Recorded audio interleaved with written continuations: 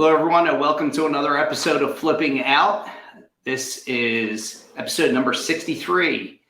And my guest today is Shaun Young. And I've known Shaun probably for about 2 years now, roughly. I met him at Family Mastermind, and we just bonded. You know, we had lunch together once or twice.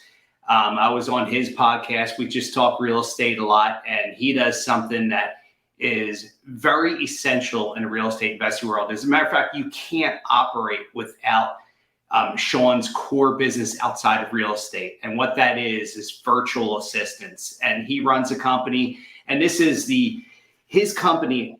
I highly recommend a company like Shaun's because they're experienced, but they're still new and they're still training from the ground up.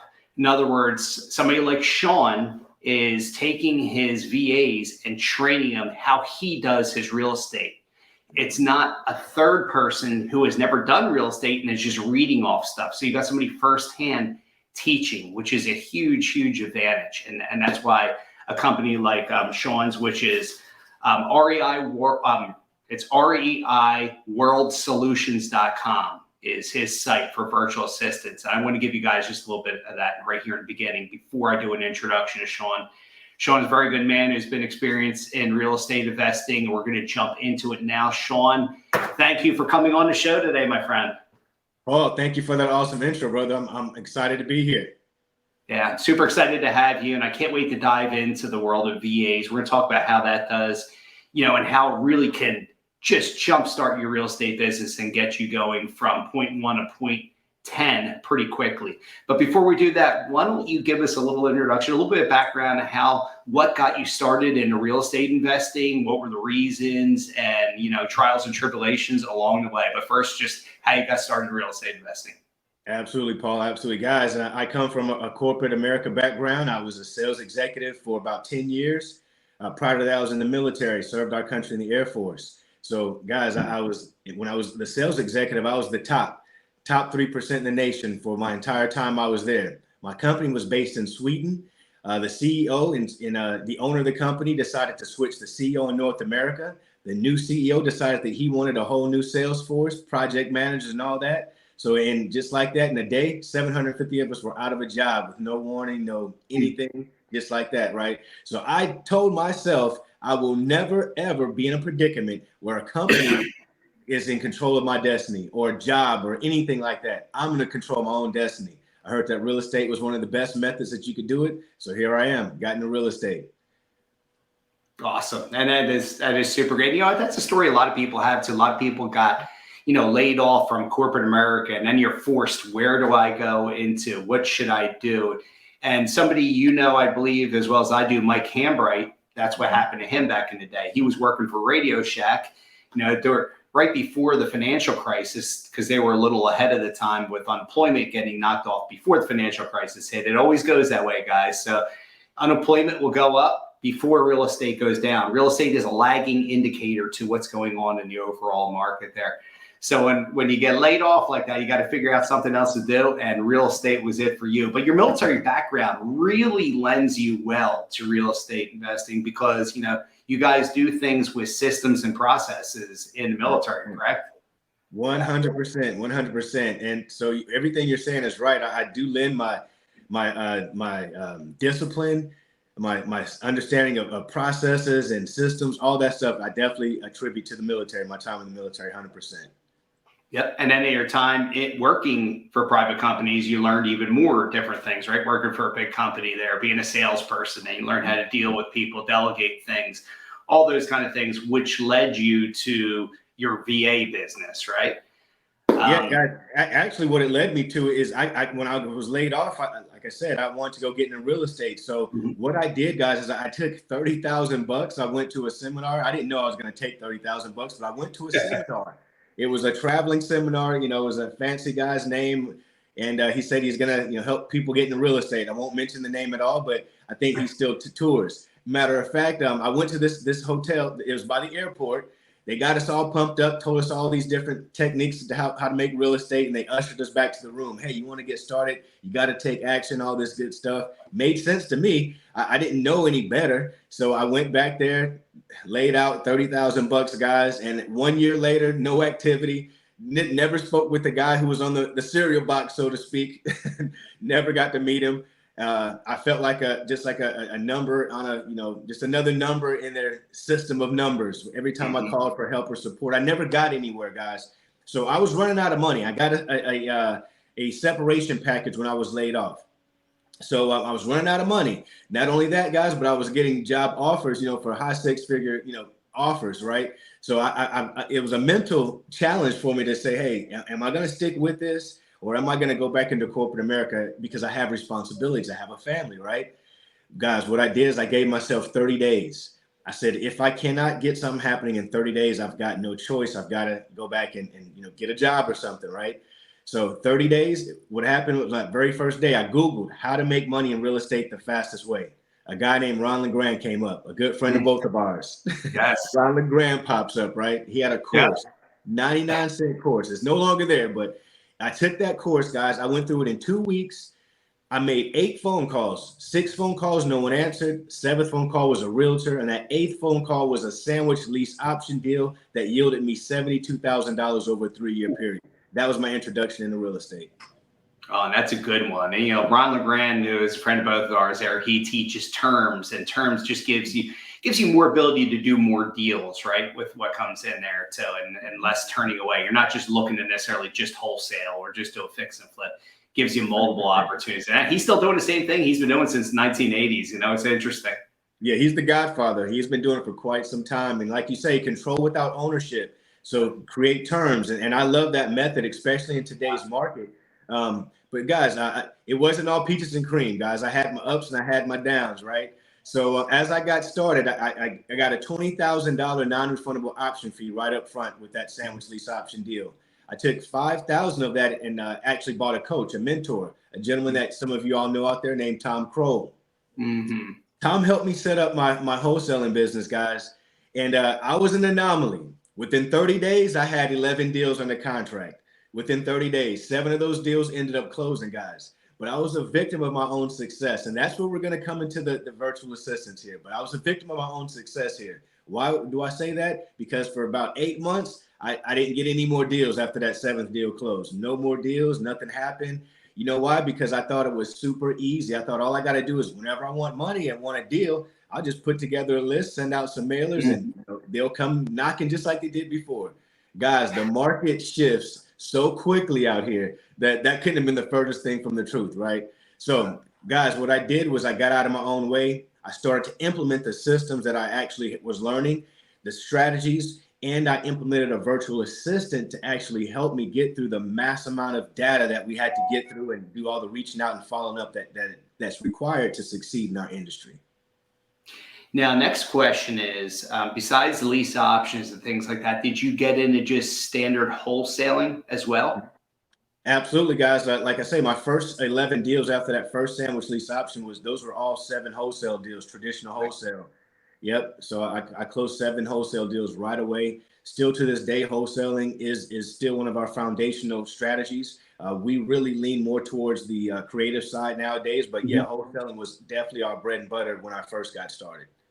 And the creative stuff is great because it pays off for a long period of time. And it's, I like to call it mailbox money. Of course, it's not necessarily mailbox money anymore. It just comes through an ACH, right? In the form of an ACH or Venmo, depending on how you set things up there. But you want to have multiple sources of income, which is what you got, Shaun, whether it's the wholesaling and then you got the lease options, the sandwich lease options, things like that. So you have different sources, different revenues of money. Because if you're just dependent upon wholesales, you don't have that steady flow of income coming in each month, right, from those monthly payments. So the wholesales are great. We do similar things, right? And I do fix and flips. Have you done any fix and flips? I have not done fix and flips. That's not my smart man, by the way. Smart man. Yeah, I stay in my own lane. I've seen enough of my buddies, go over there and lose, hair ends up looking like mine after they're done with the project. Oh, that is so smart. Let me just tell you, and I think you've got the best system and the best way to do it there because look, getting into the fix and flips, you are really much more at risk when the market shifts quickly. Like I was in 2008 and I got hit and I lost a bunch of money on a bunch of different deals before I transitioned my model back to mostly vast majority wholesaling and small amount fix and flipping. Since the market shifted from the financial crisis and got really hot towards the pandemic and everything, we shifted and did way less wholesaling, way more wholetailing, which we do like a lot more, right? Where we're just doing minor fixes, just get it marketable, mortgageable, put it back on the MLS and sell it. And we do our standard wholesale too. But the big scale fix and flips, I'm definitely trying to get away from. And you are smart by not going towards them, Shaun. Stay in your lane, right? Know what you got. And you've got the wholesales, you've got the sandwich lease options, and now we're going to get into the VA business, right? Which has been good. So talk a little bit about what got you started with your first VA, which you kind of did a little bit there, and how you train them on to do specific tasks for you. Absolutely. Well, first of all, my first 4 or 5 VAs were complete failures because I had no clue how to hire a VA. I didn't know what to look for. I didn't know what to do. I just knew I needed help, right? So I was hiring folks that would do tasks for me, randomly here and there, but they were doing tasks for 100 other people as well. So I found that they weren't as organized and dedicated to my system, my process and my success as I needed them to be. So what I eventually did was hired a virtual assistant that would be my virtual assistant full time. And she's still with me to this day. She started off as a cold caller. She's now my executive assistant. But just like Paul was alluding to, I brought her in. I trained her on cold calling, I trained her on overcoming objections, trained her on building rapport. I trained her on market research, running numbers, getting comps, being able to send out offers, following up on those offers. I basically wanted her to replace me. So I taught her everything that I knew how to do. I recorded it on video.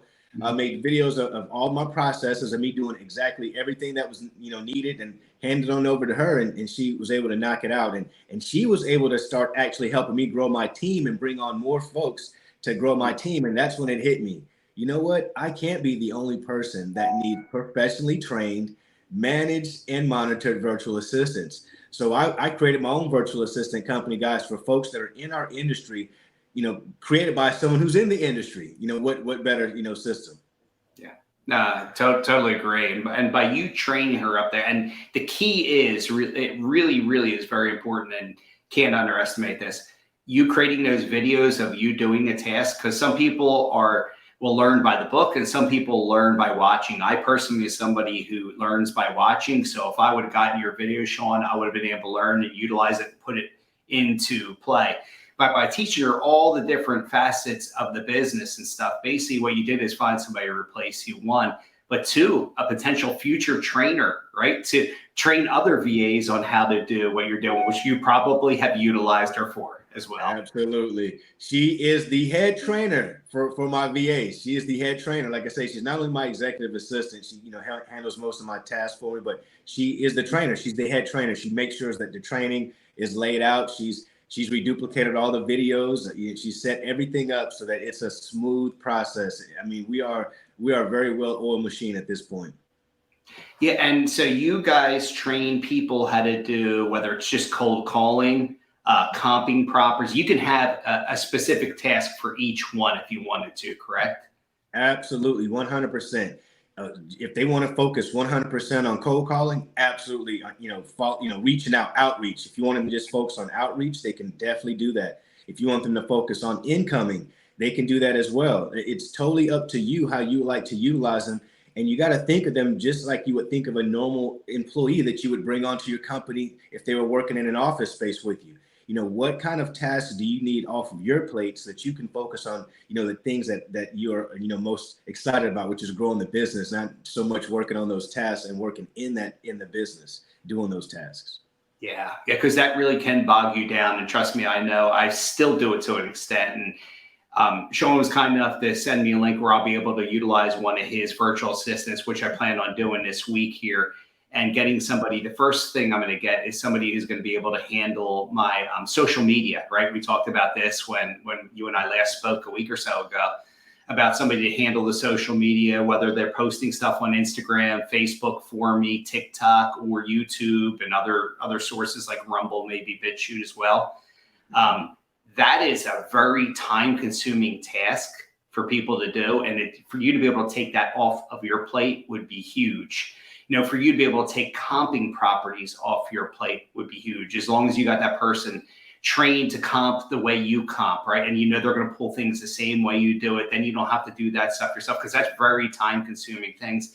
And then as Shaun said, it allows you to focus on how to grow my business. All right, this is working well, and that's working well. What else can I do to bring additional revenue into my business? What other creative idea can I come up with? What other marketing avenue can I utilize to be able to bring in potentially more deals, to be able to do things? And that's why VAs are so critical.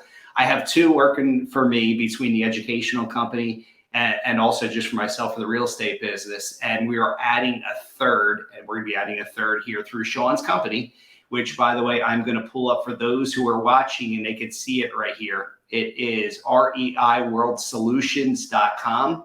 And here's his website, and a lot of different great details on there.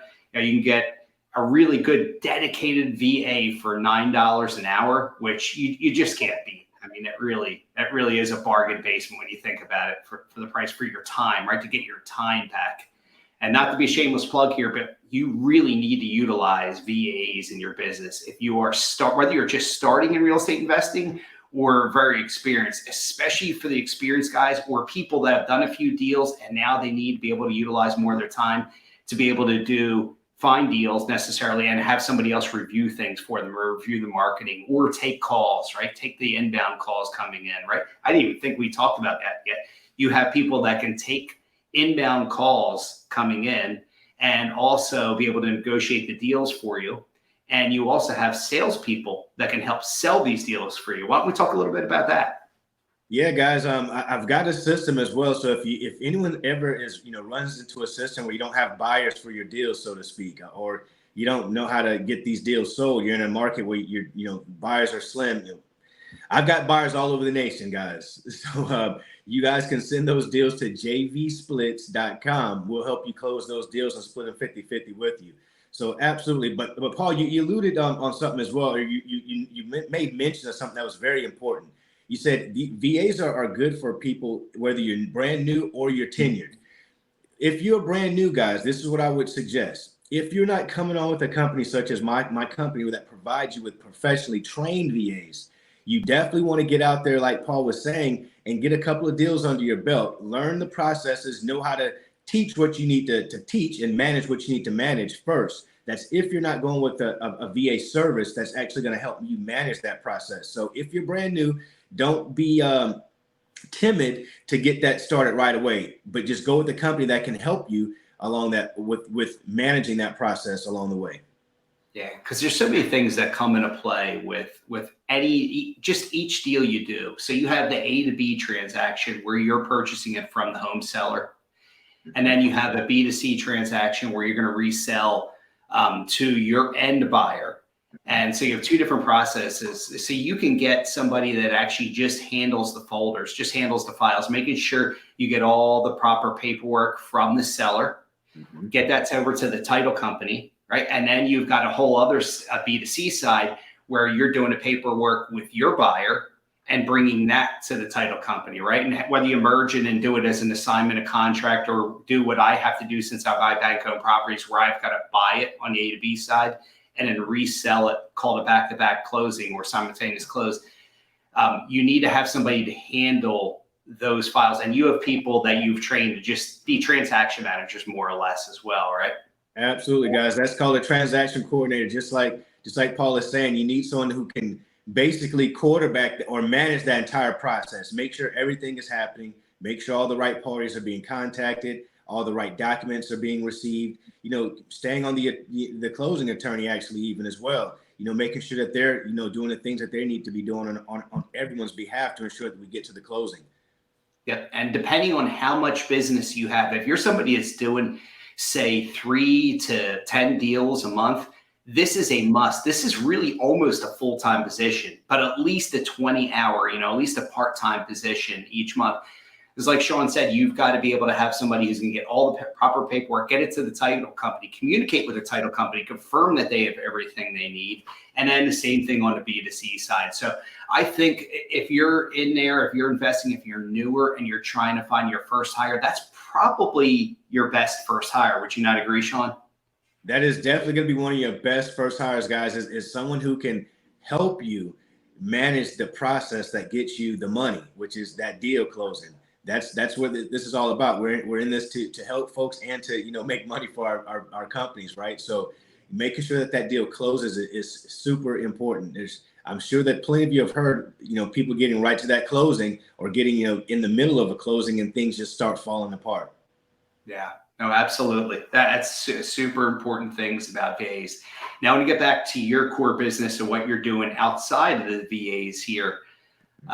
We talked about you do wholesaling, you do terms. How many deals, if you don't mind me asking, how many deals do you do on average per year or per month? For wholesale deals, guys, we used to do a lot more, but we slimmed down because the numbers got a little bit higher, right? Yeah, so the numbers got a little higher. So guys, we're averaging now, say, between 50 to 60 wholesale deals a year, and 20 to 30 creative deals on top of that as well. And that's huge. That's a lot. That's enough where you need multiple VAs to work for you to handle all those different kind of things. Because once you get 8 of them, you have to, right? Yeah, you have to. I mean, that is a ton. And when you get into the creative financing, you even need more, right? Because you've got more moving parts with the creative financing piece going on. You gotta qualify tenant buyers. It's a lot of moving parts, guys. 100%. That's a big. Let's talk about that, because there's a lot of people in real estate investing that just go after the sexy thing, the wholesale deal, right? But the terms, the lease options. Let's talk a little bit about the anatomy of the lease option. I know we touched on it here earlier, and you gave kind of an example. But if you wouldn't mind giving like a high level A to B, B to C side of the lease options, kind of how you go, what kind of list you market to for that type of thing. Guys, I want you to think of it. When I break this down, think of it first of all, just like it says, a sandwich. The sandwich, the top layer, that being the top bread, being that seller, that motivated seller. The middle, the meat, the tomatoes, mayonnaise, all that good stuff, that's you. You're the investor in the middle, right? And then that bottom layer, that's your tenant buyer. So you're in the middle of that so we call that a sandwich lease option, right? So the first thing we do is we look for people who are in a motivated situation that need to sell their home. But these are homes that are in pretty neighborhoods, they're pretty houses, they're desirable places that you wouldn't mind living in if you had to live in them yourself. Got good school districts, good amenities. Those are the type of communities that work for this model. So what you do, guys, is again, you find someone who's motivated, you negotiate with them, you negotiate a lease with them first. A lease is going to be like, hey, can I stay in your home for 2 to 3 years? And then at the end of that lease, can I have the option to purchase? All right, they agree to it. Now you negotiate terms. What is going to be the purchase price? The way that we negotiate, guys, is we always like to say, can we purchase for what the home is worth at the time of closing? So that allows us to, if the home is amortizing, we can, keep getting that brought down. We can keep, getting that balance lower and lower so that we can have the equity on the back end. The only way we stay in the sandwich lease option, guys, is if there is money to be made on the front end, the middle, and the back end. And I'll explain what the front end and the back end and middle and all that stuff is in just a quick second. So we're still dealing with that motivated seller, guys. We've negotiated terms. They've allowed us to rent their home out or lease their home for 3 to 5 years, let's say, with the option to purchase at the end of that lease. We go out using our systems, using our tools and filtering systems, everything that we utilize to screen good tenants, folks who are great people, but they're just not able to purchase a home. Like 70% of Americans can't purchase a home right now today, whether they've got good credit or not. There's just a number of factors that prevent people from being able to purchase a home. So we find those folks, we put them through our system that qualifies them. They come in with what's called a non-refundable option fee. That's a down payment, so to speak, but we don't use those terms. We say non-refundable option fee. That non-refundable option fee, the credit of that can be applied to the purchase at the end. But for sake of this example, the non-refundable option fee is that first chunk of money that you get up front. So again, you get opportunity to get paid 3 times up front. That's with the non-refundable option fee. And then on the spread of that property, let's say the PITI, which is principal, interest, taxes, and insurance, comes up to $1,700 per month. And you're able to rent this property out because the market dictates that you can rent this out for $2,300. However, this is an option. This is a lease to purchase opportunity, so you can raise those rents a little higher because this is a different scenario. So you put this out there for $2,600, get your qualified tenant buyer in place. So $1,700 to $2,600, that's $900. You've got a $900 spread that you're getting on a monthly basis. And this tenant buyer is not a renter. They're not calling you or calling anyone in the middle of the night for broken toilets, lights, or any of that. They're handling all that themselves. So you're not fixing anything. You're not a landlord. And then when that tenant buyer, because we put them through a program that ensures that they have the ability to purchase at the end of their lease, because you don't want to put anyone in that you don't feel is going to execute on that lease. So we put them in at the end of that lease. They get a loan. They execute on that loan. The difference between what they get on that loan, which is what I sold them the property for, and what is owed to my seller, what we negotiated, is the equity there. That goes back into my pocket as well. HIP National Bank, the best bank that's out there, right? So that's 3 opportunities to get paid. I love these deals. I absolutely love them. And this is another sexy way to create wealth. Again, this is called ownership. Control without ownership, guys. It's control without ownership. So Paul mentioned something earlier as well. When crises come up, when economic things turn, the market turns, interest rates are high, things change. Being in a position like this is a little more secure in my opinion than it would be if you took down a bunch of properties and you were hoping to refinance, and that's out the window. So there's a lot of different factors that makes doing sandwich lease options just super attractive and a great way to create wealth as well, guys. Yeah, I think it's probably the most powerful method out there right now. And again, you can offer a lot more on a property than you can just doing a wholesale deal, right? Or for a fix and flip. You're bringing a different type of buyer into this transaction. And it's only going to be more and more useful coming up because we're now going into, we've had a rising interest rate market, right? And we have low inventory, and we have a lot less people that can qualify right now based off interest rates and things like that. But if interest rates come down in 2-3 years, and let's say, I think you might end up selling a lot of these things potentially sooner, Shaun, or if possible, because if rates drop back down to 5.5%, a lot of those tenant buyers in there that you have may want to act right away and just purchase it at that point. So it's going to give you that ability. You got your non-refundable option fee right up front, which is money in your pocket. You got that spread between your payment to your seller and also your tenant buyer there. That's more money going in your pocket, plus the back end when you go to resell that property, which is also an additional spread that you have right there. So you have multiple sources of income. If the market goes to hell and everything goes to hell in a handbasket, you still got that upfront money up front. You could potentially renegotiate with your seller that you had up front and change terms and do it. It just gives you control, like you said, control of ownership. And that is so important.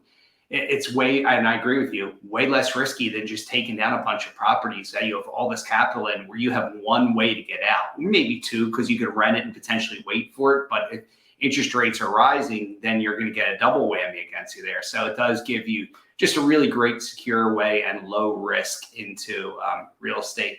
And it lets you get a lot of deals that other investors will not be able to get. So it's they call them throwaway deals. Yeah, they call them dead leads. Totally. So when you're doing marketing, when you do your marketing, because you have multiple disposition methods, you're able to acquire more than just your average wholesaler out there. And therefore your cost per lead goes down, which really helps, allows you to put more money into marketing into the future. Yes, marketing is super low for the creative side for our sandwich lease options, because we have relationships with listing agents. We have so many free sources for sale by owners. A lot of our stuff comes from for sale by owners. Signs that are out in people's yards. Sometimes these for sale by owners aren't listed on a site. So we have folks that, drive for us and drive for dollars and do different things as well that pick those up for us also. So, guys, I do want to mention that it's very low risk, but there is a risk. Because what if the tenant buyer moves out, Shaun? What if they lose their job and they can't keep paying? What's going to happen at that point? Well, guys, what'll happen at that point is you'll get that tenant buyer out of that property through a process. You definitely will be responsible for that monthly rent or whatever's there. But guys, when you've got a $20,000 non-refundable option fee up front, or $15,000, $25,000, we don't put a mark on it. We don't say we need $20,000. We say there's a substantial down payment that'll be required. What do you have for a down payment? Folks will tell you they have $80,000, and we'll absolutely take the 80 for the non-refundable option fee. So if you shoot yourself in the foot and say, hey, it's then you're just shooting yourself in the foot. So back to the point, guys. So you have a reserve. You're getting a monthly spread on a monthly basis. So you will definitely be able to cover those rents if you manage that properly. And I promise you, remember the first thing I said is these are pretty houses and pretty neighborhoods. They're desirable. So we have a list of people that are lined up waiting for an opportunity to move into a new house. And that it happens. It doesn't happen frequently, but when it does happen, we replace them just like that. Yeah, and you maybe you have to repaint, maybe you have to put some new flooring in and do some basic updating and things like that.